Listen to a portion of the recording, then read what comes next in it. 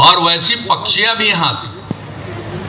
और कितना सुंदर है, और लोगों ने एक एक चीज दिखाया है, दृश्य दिखाया है, और नाव पर चल करके कुछ जगहों पर देखने का मौका मिला। क्या एक से एक सुंदर पक्षियों को देखने का अवसर मिला, मुझे बहुत प्रसन्नता हुई है।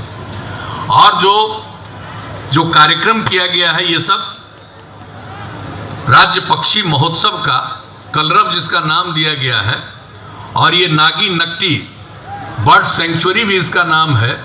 और जो आयोजन किया गया है, ये बहुत अच्छा आयोजन किया गया है, पहली बार इस तरह का आयोजन हुआ है। वैसे तो अभी हाल ही में, हम पहले भी गए हैं, लेकिन अभी हाल ही में पटना में, राजधानी पटना में, जो पटना का मुख्यालय सेक्रेटेरिएट है, उसके बगल में एक तालाब है, और उस तालाब में जो पक्षियों की, ऐसा कोशिश किया गया कि पक्षियों की संख्या खूब आए। अभी कुछ दिन पहले वहां जाकर के देखने का मौका मिला, इतनी संख्या में पक्षियों को देखने का मौका मिला, बड़ी खुशी हुई। और उन्हीं दिनों जब वन विभाग की तरफ से ये खबर आई कि यहाँ पर एक विशेष आयोजन हो रहा है, महोत्सव का आयोजन हो रहा है, पक्षी महोत्सव का, तो उसमें चलना है, तो मुझे खुशी हुई, आरा करके देखा। और आप एक बात जान लीजिए, ये तो हो गया, और ये कितना महत्वपूर्ण जगह है। हमारे महाराष्ट्र से सब विशेषज्ञ लोग आए हुए, बाहर से अन्य जगहों से बहुत लोग आए हुए, और एक एक चीज देख रहे हैं। जिन लोगों की दिलचस्पी है, 3 दिन का कार्यक्रम है, लोगों को इन सब चीजों के बारे में, पक्षियों के बारे में, सब चीज के बारे में बता रहे हैं। हम तो आप सब लोगों से आग्रह करेंगे, और खास करके नई पीढ़ी के लोगों को, कि इन सब चीजों पर जरूर विशेष ध्यान दीजिए। और आप जानते हैं, जो जलवायु में परिवर्तन हो रहा है, तो पर्यावरण के संरक्षण के लिए हम लोगों ने जो कार्यक्रम की शुरुआत की है, बड़े पैमाने पर देख लीजिए, वृक्षारोपण। झारखंड और बिहार अलग हो गया था, तो कितना कम वृक्ष था, हरित आवरण इतना कम था, 9% ही था।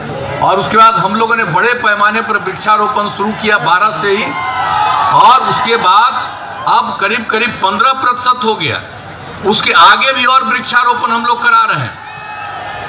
और इसको ध्यान में रख करके जल का संरक्षण करने के लिए, हरियाली को बढ़ाने के लिए, ये सब काम जो शुरू किया, जल जीवन हरियाली अभियान 2019 से हम लोगों ने शुरू किया, और कितना बड़ा समर्थन लोगों का मिला।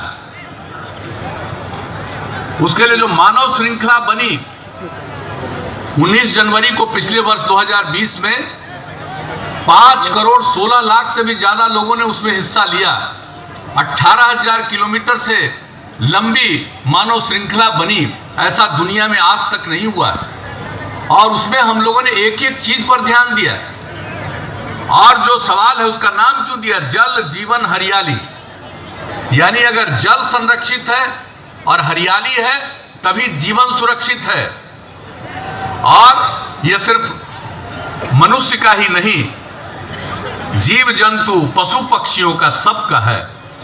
और आज बहुत जगहों पर पशुओं के लिए काम हुआ है, और पक्षियों के लिए जो ये इंतजाम किया गया, और जो इस प्रकार की व्यवस्था, और जिस तरह से चारों तरफ आप देख रहे हैं, अब कितना जगह इसकी हरियाली को और बढ़ाने का प्रयास किया जा रहा है, तो बहुत अच्छा दृश्य उपस्थित होने वाला है। और आज जो एक कार्यक्रम किया गया है, तब ये पर्यटन को भी बढ़ावा देगा।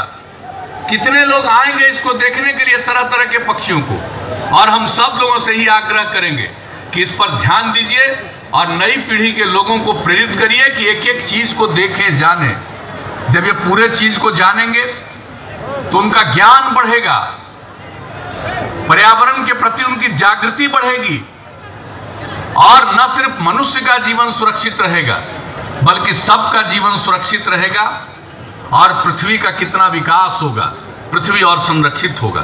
तो इन सब चीजों को ध्यान में रखते हुए कार्यक्रम का आयोजन हो रहा है, तो हम इसके लिए तो बहुत बहुत बधाई दे रहे हैं। और आप लोगों से ही आग्रह करेंगे कि जरूर चक्कर लगाइए, देखिए पक्षी, और देखिए सुरक्षा भी करिएगा पक्षियों का। इसको मारने उड़ने की कोई जरूरत नहीं है, इसको सुरक्षित रखना है, इस बात का ध्यान रखना है।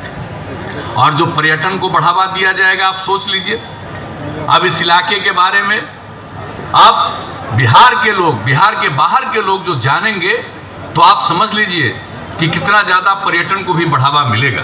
तो पर्यटन को बढ़ावा देना तो एक पक्ष है, लेकिन जो सबसे बड़ी बात है कि हम पर्यावरण का संरक्षण करें और इसको देखते हुए मनुष्य के साथ साथ अन्य चीज़ों को भी, पक्षियों को के बारे में भी पूरे तौर पर समझना, जानना, उनका संरक्षण करना, ध्यान देना, ख्याल रखना, जल का संरक्षण करना, तो एक एक चीज़ के लिए हो रहा। और बहुत सुंदर जगह है और कितने तरफ पहाड़ हैं, और यहाँ पर तो आ करके देखिए भाई, मुझको तो इतनी खुशी हुई है कि मैं क्या कहूँ।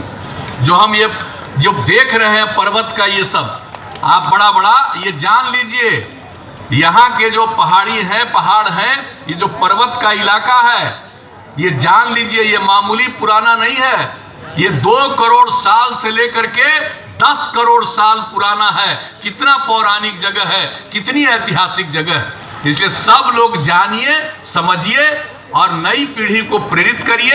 एक एक चीज को जानेंगे तो एक एक चीज का न सिर्फ प्रचार करके पर्यटन को बढ़ावा देंगे, बल्कि पर्यावरण का भी संरक्षण करेंगे और बहुत अच्छे ढंग से एक एक चीज को समझेंगे।